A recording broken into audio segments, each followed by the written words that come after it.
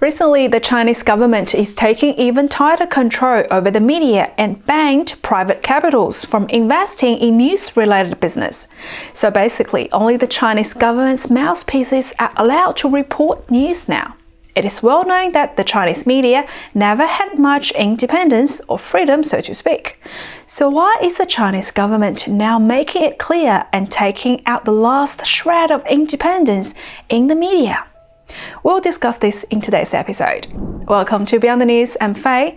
First, let's go through the new restrictions. In the official document from China's Development and Reform Commission, it is clearly stated private capital will be banned from a range of media-related activities, including news-related gathering, editing, broadcasting, and distribution. And it also prohibits private companies operating as a news media, such as television station and radio station. Private medias aren't even allowed to reference foreign media reports. The most extreme restriction is private capitals cannot be involved in topics related to, listen up, politics, economy, military, foreign affairs, culture, technology, education, sports, and other topics that could sway public opinions. So looking at this comprehensive taboo list, what's left for this private media to do? Maybe mukbang? Oh wait, mukbang is already banned in China because of food wasting. I think I have no idea what's left for people to talk about. Can you think of any? Let me know in the comment below. By now, I think you already know the official reason for all this taboo is private capitals can no longer be used to control the narrative in China. Now, as they said it, without private assets, the government will give you the most positive news with no private agendas. Well, of course, news in China will only made with communist agendas now. Who would be the most affected by these new regulations, though? All private media outlets that have had anything to do with news would obviously top the list. Other than that are the mega companies, the ones that have invested a lot of money in media, such as Alibaba. Even though Alibaba is an e-commerce company, its investment involves a number of media companies, and it has made itself a media empire as well. The thing is, regardless what you do in China, if you are big enough, that means you are a potential threat for the government. So one way or another, you have to either give up your ownership or you would go downsizing until the government thinks that you're no longer a threat.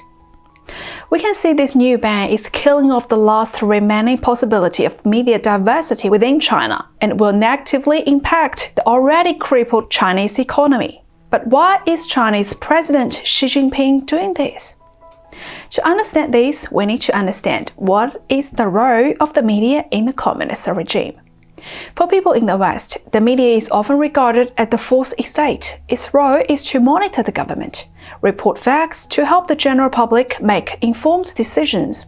Now, for communist countries, this is just the other way around. From Karl Marx's Communist Manifesto, every communist government's media have the sole purpose of serving the ruling Communist Party. All media in the country are supposed to follow the communist ideology and to aid the party's propaganda.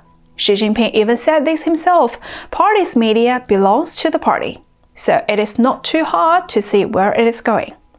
Now let's have a look at an example first. 10 years ago, the Chinese government had a completely different attitude towards the privately owned media outlets. In 2010, China's General Administration of Press and Publication came out with a document to encourage private capital to gradually come into the news industry.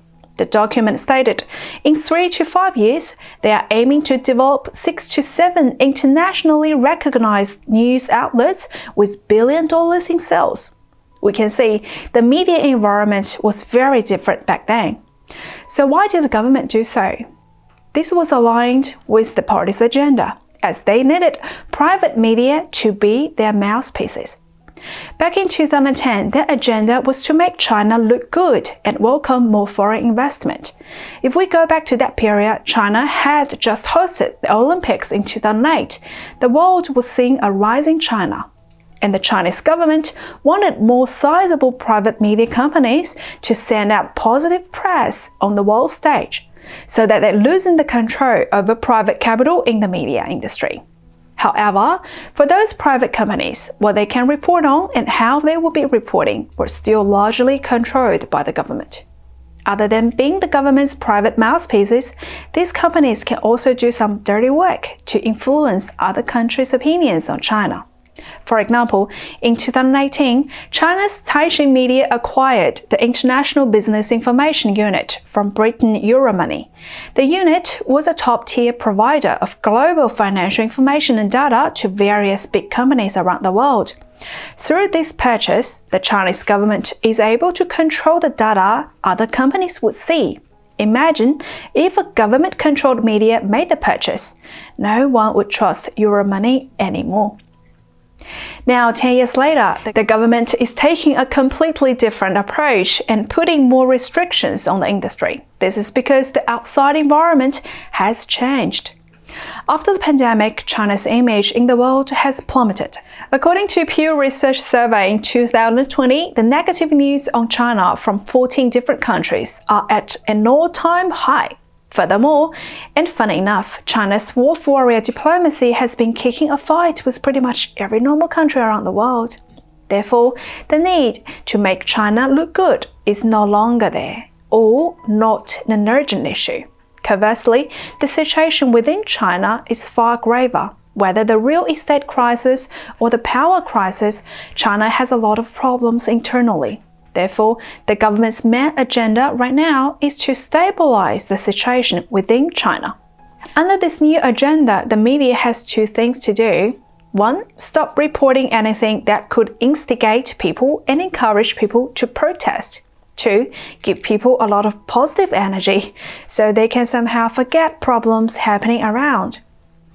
Under this new agenda, private capitals are no longer needed in the news arena. It is a total control the government wanted, simply because the government cannot afford even one little negative news accidentally went out from the private media.